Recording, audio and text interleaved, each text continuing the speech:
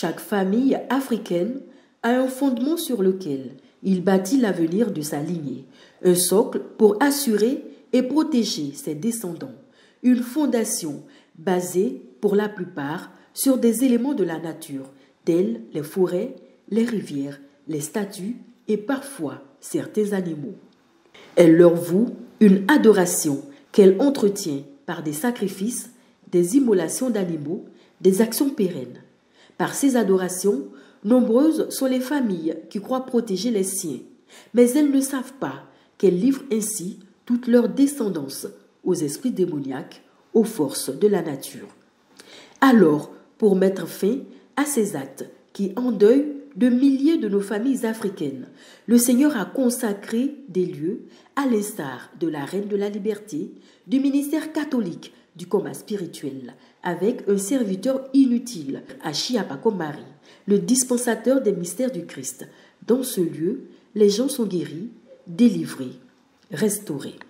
Bien-aimés, nous allons ensemble vivre l'histoire de Mademoiselle Anango Marie-Thérèse, une sœur qui a souffert de liens d'addiction de famille. Je m'appelle Anango Marie-Thérèse. Bon, au fait, maman elle faisait une adoration où là-bas, c'est cola, on prend pour faire les adorations. En effet, la mère de Marie-Thérèse vouait un culte d'adoration qui avait comme élément principal la noix de cola, un fruit tiré du colatier que l'on trouve principalement dans les forêts africaines. La mère de Marie-Thérèse avait initié tous ses enfants à ce culte.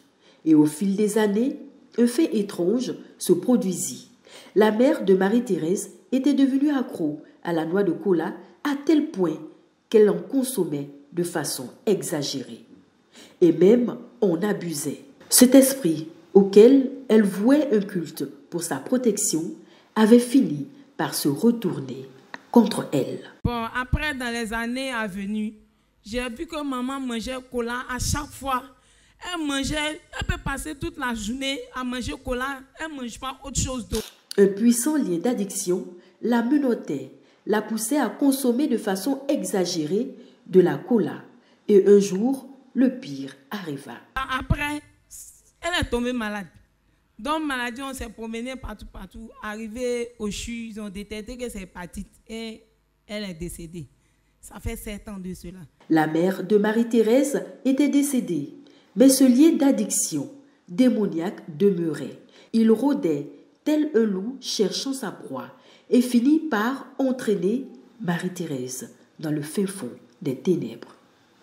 Du jour au lendemain, la jeune dame se mit aussi à consommer de la noix de cola. Elle ne pouvait plus s'en contenir ni résister. Une attraction démoniaque l'attirait constamment vers ce fruit. Maintenant, ça fait 3 ans. Moi, j'ai remarqué que les mêmes choses sont en train de commencer. Parce qu'elle nous a initiés tous. Et si j'ai envie de manger cola là, si elle n'est pas trouvée là, ça me rend nerveuse et puis aussi agressive. Ça dit moi, mais je suis là, je me m'enfonce sur moi. Des fois, quand ils vont marcher comme ça, là, je peux payer cola là beaucoup comme ça et puis ils mettent dans la maison. Je mange. Ayant constaté les mêmes symptômes déjà vus chez sa belle-mère, l'époux de Marie-Thérèse attira son attention. La situation était devenue critique pour la jeune femme, car si rien n'était fait rapidement, elle connaîtrait le même sort que sa mère. Un jour, mon mari m'a dit, mais ce que tu fais là, on dirait que c'est la même chose là qui est arrivé à ta maman, et c'est la même chose là qui attend de reprendre. J'ai dit, dans ces 2 jours-là, c'est ce qu'ils sont en train de remarquer. Parce que j'ai l'asthme. Des fois, ça fait juste quand il y a une crise d'asthme là. Si elle ne mange pas, je ne suis pas à l'aise. On dirait que c'est quelque chose qui me pousse à ça. Alors, guidée par le Saint-Esprit, dont la miséricorde n'a jamais fait défaut, Marie-Thérèse et son époux se rendirent à la prière avec pour principal serviteur Achiapako Marie, le Mysterium Christi Dispensator, le dispensateur des mystères du Christ.